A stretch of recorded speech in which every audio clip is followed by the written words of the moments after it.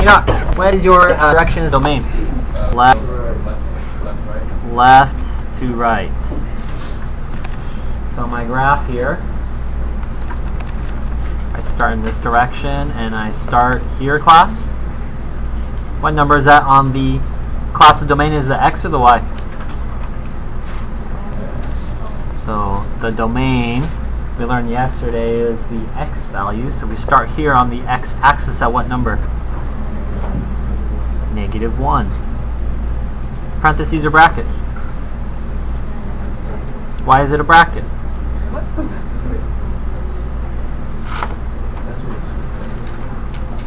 Because it's a closed circle.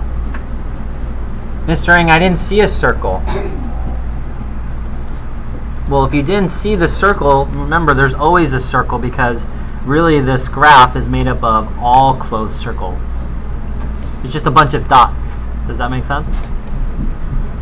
Now, class, what's the last thing I touch as I go left to right? The arrow. The arrow is going in which direction for the x values? Positive big numbers, which is positive infinity. Raise your hand if you got that for integral notation. Okay, we said that the domain refers to the x-axis.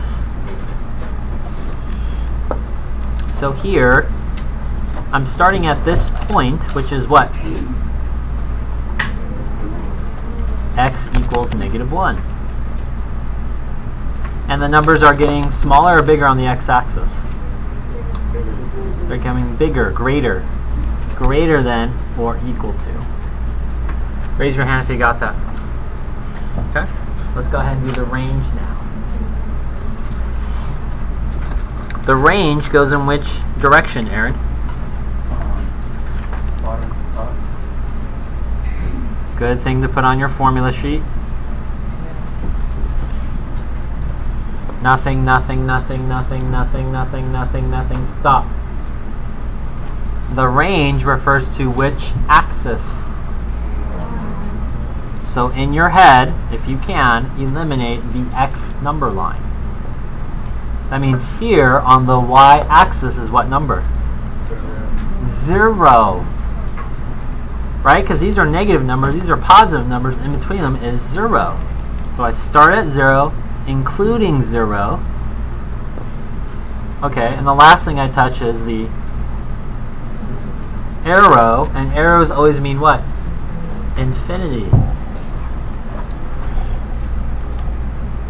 Raise your hand if you got that for your integral notation.